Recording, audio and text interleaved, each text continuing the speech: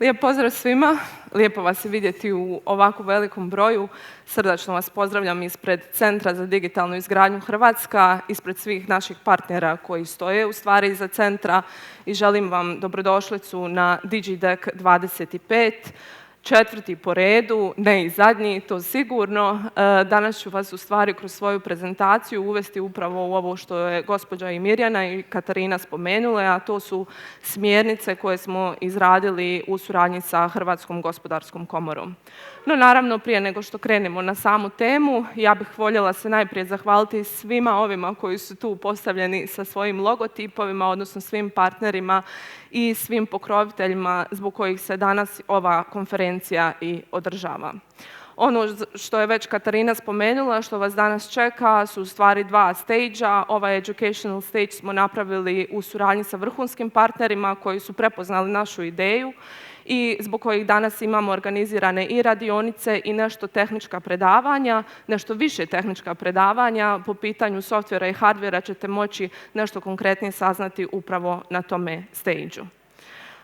25 najboljih studenata je danas zajedno s nama, zahvaljujući suradnji sa fakultetima koje možete vidjeti na slajdu. Dakle, donirali smo 25 ulaznica kako bi se podijelilo 5 studenata po fakultetu i danas, zahvaljujući ovoj suradnji, imat ćete priliku stvari razgovarati sa vjerojatno vašim potencijalnim zaposlenicima, s obzirom da su ovo studenti 4. i 5. godina i koji će uskoro biti na tržištu rada.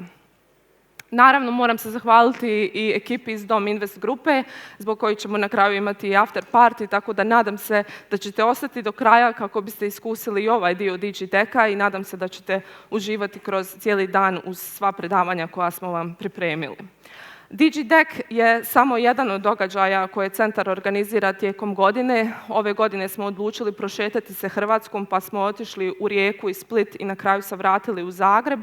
Tu smo, zahvaljujući našim partnerima i firmama koje su prepoznale ideju, uspjeli organizirati takozvane meet-upove gdje smo okupili vrhunske stručnjake da razgovaraju upravo na temu digitalizacije i na temu izazova s kojima se svi mi susrećemo. Jedan od takvih skupova koji se dogodio u Zagrebu je upravo stručni skup u suradnji sa Hrvatskom gospodarskom komorom koji je okupio jedne od najvećih izvođača u Hrvatskoj, to su Strabag, Kamgrad, Ingrad i GP Krk, koji su danas također s nama na DigiDeku i zahvaljujući ovoj panel diskusiji u stvari su se dogodile smjernice koje ćemo danas i predstaviti. Dakle, smjernice za digitalizaciju i modernizaciju gradilišnih procesa. Bez obzira što se fokusiraju na gradilište, itekako sam sigurna da se svi možete prepoznati radili kao nadzorni inženjeri, radili kao projektanti. Dakle, na kraju krajeva svi smo se susreli sa nekim vidom gradilišta. Vaše smjernice možete preuzeti skeniranjem QR koda koji se nalazi na ovome slajdu ukoliko to već niste napravili, s obzirom da je već i išla najava za preuzimanje smjernica, ali ono što je meni bitno naglasiti tijekom ovog predavanja je da ću vas provesti kroz u stvari različite sekcije smjernica, ali isto tako postaviti neka pitanja i vama, pa da vidimo u stvari kako publika DigiDeka diše po pitanjima koje smo postavili u sklopu smjernica i koja su provedena kroz različita istraživanja. Naravno, moram se zahvaliti autorima smjernica, njihova imena možete vidjeti na slajdu. To su ljudi koji su odvojili svoje vrijeme, volonterski napravili ovu cijelu priču, to su ljudi koji su komentirali smjernice, komentirali naslov, govorili što treba dodati, što izbaciti kako bi u stvari cijela priča bila kompletna i kako bi ponudili tržištu ono što je potrebno. Najprije, smjernice, ako ih podijelimo po različitim segmentima, počinju sa uvidima iz analize Europskog građevinskog observatorija. Ovo je samo jedan od grafova koje ćete u stvari pronaći, odnosno tablica koje ćete pronaći u smjernicama, a on u stvari govori o istraživanju koje je provedeno već u 2021. godini. Dakle, ovo su rezultati iz 2021. godine gdje se postavilo pitanje gdje je Hrvatska, gdje je EU standard po pitanju korištenja određenih tehnologija. Pa tu na popisu ćete vidjeti 3D skeniranje, senzore, BIM na kraju krajeva, dronove, 3D printanje i ostale tehnologije. I u stvari možete vidjeti kolika je razina usvajanja i gdje smo u stvari najjači, a gdje najslabiji po pitanju korištenja. Ono što je očigledno da je jako visoko korištenje digitalnih dozvola, takozvanih, odnosno ISPU sustava kod nas, gdje je u stvari velika razvijenost i velika svijest prilikom korištenja ove vrste digitalne tehnologije. To je naravno određeno samim zakonom i samim time je logično da će ovo biti i najkorištenije. A sada ja vas pitam što vi koristite, odnosno s čime ste se susreli na gradilištu na svojim projektima. Tako da bih vas zamolila da uzmete trenutak i skenirate ovaj QR kod, ostanete na toj stranici. Skeniranjem QR koda u stvari možete se prijaviti kao guest, dakle ne morate se prijavljivati mailom, možete upisati nekakav nickname, a mi ćemo vidjeti na ovom donjem dijelu koliko je u stvari vas prijavljenih. I zatim iskoristite priliku da odgovorite s kojim digitalnim tehnologijama i rješenjima ste se susreli ili koristili u zadnje 2 godine. Ovdje su upravo pobrojane tehnologije koje sam vam pokazala iz istraživanja Europskog observatorija.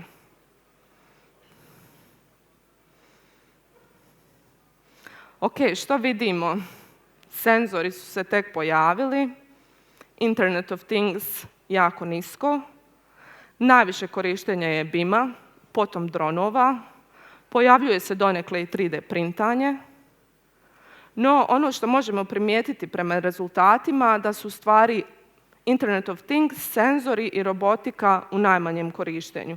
Čak vidimo točno da je za robotiku jedna osoba doslovno odgovorila. Što nam u stvari trenutačno stanje i ovo što sad vidimo na slajdu pokazuje? Pokazuje nam ono što ste vidjeli u stvari na slajdu prije. Nije se ništa promijenilo.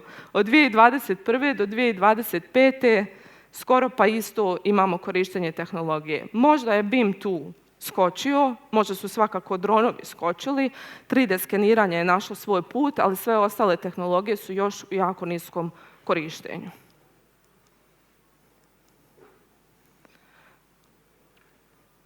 A sada vas pitam, prije nego što vam pokažem drugi dio smjernica, kako biste ocijenili nivo digitalizacije u svojoj organizaciji. Dakle, možete li reći da ste se digitalizirali? Kada kažemo digitalizirali smo se, što to točno podrazumijeva? Jeste li uveli ERP sustav? Jesu li vam informacije sa gradilišta i ureda povezane? Koristite li možda BIM tehnologiju? Koristite li možda bilo koje od ovih drugih tehnologija koje smo spomenuli? Dakle, smatrate li da ste se digitalizirali ili ste tek na početku ili se pak dugo vremena priča o tome, a još nikad kraja? Ili pak ste počeli, ali ste još u ranoj fazi implementacije? Rezultati koji se sada live pokazuju nam pokazuju da su svi u fazi implementacije već duži period, ali još uvijek nisu završili. Dakle, vjerojatno je to, digitalizirali smo se 70-80%, ali 20-30 fali zato što nemamo osobu koja je zadužena za neki dio, koja neće završiti tu priču. Dakle, to je problematika s kojom se susreću danas građevinske firme. Ne samo gradilišta, nego u stvari i svi sudionici građevinske industrije. Reći ćemo da smo u fazi implementacije već duži period, ali još uvijek nismo završili. 40%. A ovo su bili pokazatelji iz 2023. Dakle, provelo je se nacionalno istraživanje o stupnju digitalizacije graditeljstva u Hrvatskoj i isto je se pitanje postavilo kako biste ocijenili nivo digitalizacije u svojoj organizaciji. 34% je reklo u fazi smo implementacije već duži period, ali još nismo završili. Dakle, u stvari pokazatelji sa ove konferencije nam govore da u 2 godine nije bilo nekakvih pomaka. Treći dio smjernica, dakle imamo tri dijela. Prvi dio smjernica vam je Europski observatorij i njihova priča, što su oni istraživali. Drugi dio smjernica su upravo istraživanja iz nacionalnog istraživanja o stupnju digitalizacije i onda treći dio su u stvari analize i uvidi trenutnog stanja u Republici Hrvatskoj. Te analize i uvidi su podijeljeni na 4 segmenta: ljudi, organizacije, regulacije, alati. Analize i uvidi su proizašli nakon panel diskusije koja je održana u Hrvatskoj gospodarskoj komori, nakon što smo čuli izvođače s kojim problemima se bave, nakon što smo čuli sve prisutne koji su u stvari glavni izazovi s kojima se susreću. Pa idemo ih identificirati. Prvi i osnovni izazov je uvijek čovjek. Odakle krenuti, koje su kompetencije tog čovjeka, kakav je otpor čovjeka, kakav je situacija sa međugeneracijskim jazom. Dakle, čućete tijekom DigiDeka ove godine da će biti dosta tema vezani za taj ljudski faktor, da će se i pričati o nekakvoj radnoj snazi budućnosti, da će se pričati o međugeneracijskom jazu. No, idemo vam postaviti pitanje koje generacije su najzastupljenije u vašoj tvrtki. Sad možda nećete točno znati jesu to i dalje baby boomeri, je li to generacija X, ksenijalci takozvani, milenijalci ili pak generacija Z. Dakle, prema vašoj procjeni što biste procijenili tko je tu u najvećem stupnju, ko je možda jednako zastupljen u vašoj tvrtci, pa da vidimo u stvari s čime se mi to borimo na gradilištu i u našim uredima. Dakle, možete odabrati više odgovora.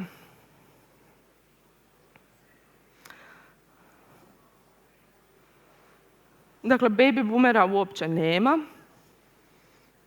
Jesmo li sigurni u to?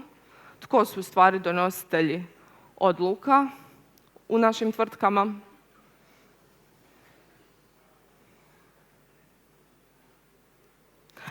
Ako je trenutačno stanje 33% za milenijalce, onda mi ne bismo trebali imati nikakav problem sa digitalizacijom, s obzirom da su to ljudi koji su u stvari imali oba dijela života, da tako kažemo, i onaj analogni i onaj digitalni. Dakle, oni najviše trebaju razumjeti zašto bi se trebalo digitalizirati i oni najviše trebaju razumjeti kako je kada nešto radiš uzaludno na papiru i kako je nešto kad radiš digitalno.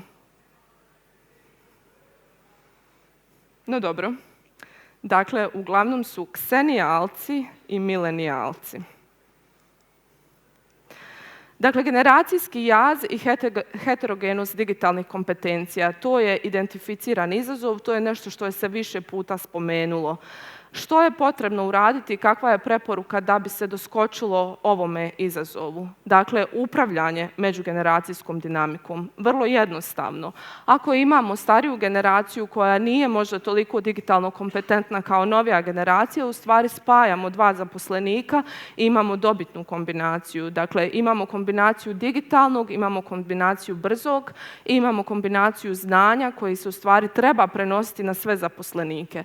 Jer ono što će se dogoditi ako se ne napravi ovakav strukturirani način prenošenja znanja, ti ljudi će otići sa svoga radnog mjesta u mirovinu i znanje će ostati doslovno izvan firme. Dakle, mi nećemo imati taj adekvatan prijenos ako upravo te dvije stvari ne spojimo. Nepostojanje strukturiranih edukacija i razvoja vještina. Mnogo puta smo čuli da tvrtke ne ulažu u edukacije svojih zaposlenika. No, idemo vidjeti je li stvarno to slučaj. Dakle, postavlja se pitanje koliko vaša tvrtka često šalje zaposlenike na edukaciju u području digitalnih vještina. Je li to gotovo nikada? Je li se sami educirate? Je li vas šalje tu i tamo povremeno 1 do 2 puta godišnje ili pak vas šalje redovito? Dakle, koliko često tvrtka šalje zaposlenike na edukaciju u području digitalnih vještina? To pitanje se postavlja jer je proizašla činjenica da ljudi nisu dovoljno educirani za digitalne vještine. Da je problematika da nemaju vremena se baviti digitalizacijom i nemaju se vremena baviti bilo kakvom edukacijom po pitanju digitalnih vještina.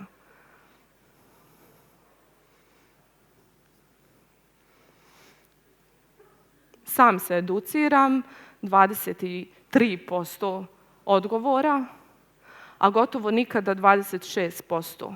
Povremeno 1 do 2 puta godišnje ipak je tu na najvećem postotku. Sada se postavlja pitanje tvrtkama, je li se trebaju zaposlenici slati više od 2 puta godišnje na edukacije? Je li trebaju biti potpuno u koraku s vremena? Je li firma, tvrtka treba platiti vašu ulaznicu na DigiDeck ili vi trebate iz svoga džepa izdvojiti te novce? Dakle, to su pitanja koje u stvari menadžerski dio se treba zapitati. Zatim, spomenuli smo alate. S obzirom da je ovo konferencija digitalnih tehnologija, nemamo nikakvih problema s alatima. Međutim, naravno da tome nije istina. Dominacija eksterno uvjetovane implementacije zvuči jako filozofski, ali što to znači? Ne koristimo uopće nikakve digitalne tehnologije dok nam ne dođe investitor i kaže moraš na projektu. To je se dogodilo u Hrvatskoj kad je došao BIM u fazu izvođenja. Nitko nije bio spreman, rijetki su bili spremni. Uglavnom su se organizirale tvrtke koje su ili prodaju softvere ili se bave različitim konzultacijama po pitanju digitalnih tehnologija, ali u tvrtkama, u izvođačkim, nitko gotovo nije bio spreman na tu promjenu. Zašto to radimo i zašto je u stvari problematika još uvijek prisutna? Da samo reagiramo na promjenu, u stvari reagiramo kada nam netko traži da moramo nešto napraviti, a nitko se ne sjeti prije toga sam educirati. To je jedan slučaj. Drugi slučaj je ograničen doseg mobilnih tehnologija. Vi možete imati internet na gradilištu, ali vaše računalo ne može instalirati BIM software jer je preslabo. Zatim možete imati BIM software, ali treba vam u nekom trenutku internet je loš na gradilištu. Dakle, to je sva problematika s kojom se mi danas susrećemo. Kako doskočiti tome? Vrlo jednostavno.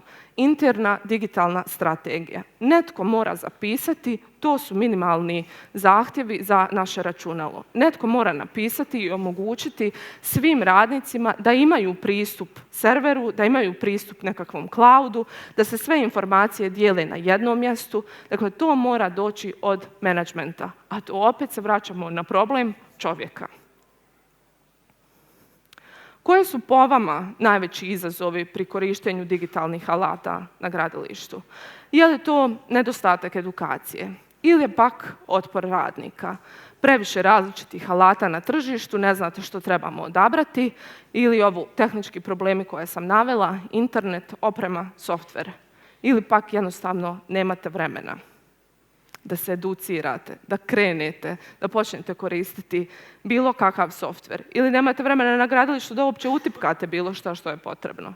Dakle, to su pitanja koja je potrebno odgovoriti, ali s druge strane odgovore je potrebno prikazati onima na vrhu organizacijskoj cjelokupnoj strukturi, da budu svjesni koja je glavna problematika s kojom se danas radnici susreću. Dakle, 22% nedostatak vremena za savladavanje novih alata. Nemam vremena, na projektu mi gori, deadline su tu, rokovi su postavljeni, moramo rješavati. Nemam vremena ja da istipkam u nekom softveru ili u nekoj mobilnoj aplikaciji što je se dogodilo na gradilištu da uzmem sliku.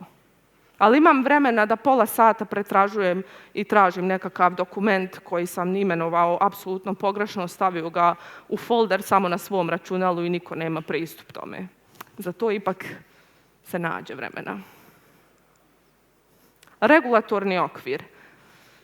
Za BIM još uvijek ne postoji. Naravno da je sada najava izmjene Zakona o gradnji koja govori da će se BIM trebati koristiti na svim javnim projektima od 2030. godine, pa se nadamo i na svim projektima od 2030 do 2035. godine. Mišljenja sam osobnog da BIM do 2035. godine neće uopće postojati kao akronim, nego će se naći nekakav drugi, možda umjetna inteligencija ili nešto slično, no pomaci neki jesu tu.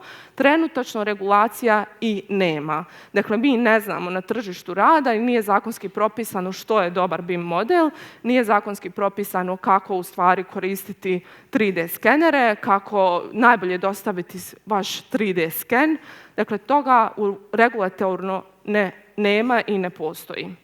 I to u smjernicama je naglašeno i s druge strane su dane nekakve preporuke što bi se trebalo napraviti. Dakle, uvođenje jasnih i obveznih standarda. Naravno, mi imamo tu Hrvatski zavod za norme koji je usvojio ISO 19650 koji je u stvari BIM standard, ali taj standard nije preveden. Na taj standard ne postoji aneks koji objašnjava kako u Hrvatskoj prema hrvatskim zakonskim okvirima tu cijelu priču primijeniti. Je li to možda sljedeći korak? Regulacija, standardizacija upotrebe naprednih tehnologija, obrazovanje investitora na kraju krajeva, te organizacija radne skupine koja će u stvari poticati digitalizaciju na tržištu. Što vi mislite što bi se trebalo napraviti? Dakle, koja bi podrška najviše pomogla tvrtkama za primjenu i usvajanje digitalnih procesa i alata? Je li možda nedostaje novaca? Je li možda nije dovoljno europskih fondova na koje možete prijaviti i kupiti vašu opremu? Jesu li to možda edukacije, jesu li to smjernice, je li to na kraju krajeva primjer dobre prakse? Meni treba netko pokazati kako ću ja to dostaviti. Dakle, kao što vidimo, najveći postotak je jasne smjernice i standardi, potom ih slijedi možda edukacije i treninzi, a dodatna financijska sredstva, dakle sa novcima nitko nema problem, novaca imamo. A i tu i tamo će se vjerojatno naći potreba za primjerom dobre prakse. I na kraju krajeva DigiDeck jest tu i ova pozornica jest tu da vam da primjere dobre prakse. Možda u 15 minuta se ne može ispričati cijela priča što je primjer dobre prakse, ali svakako možete nakon predavanja potražiti osobu koja je predavala i reći slušaj, ja imam problem s tim, kako si to napravio.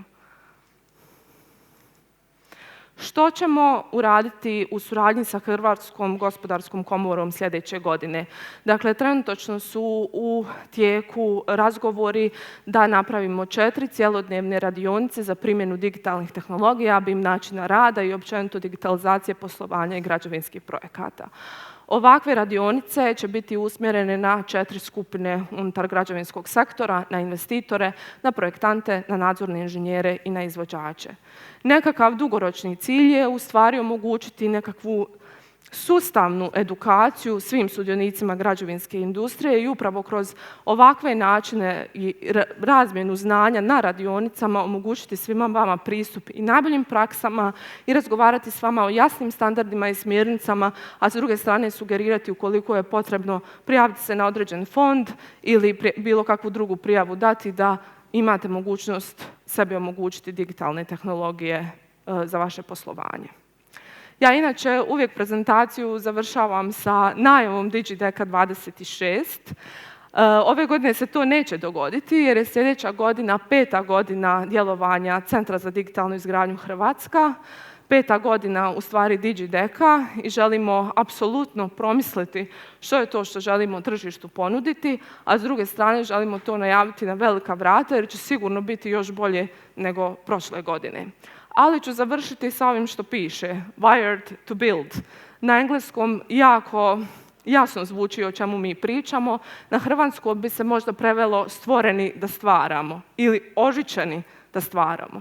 Pa hajde sljedeći put kada budemo razmišljali o ovome wired to build, sjetite se da sljedeći put kad radite na projektu radite najbolje što možete, najpametnije što možete, a možda i digitalno. Tko zna. Hvala.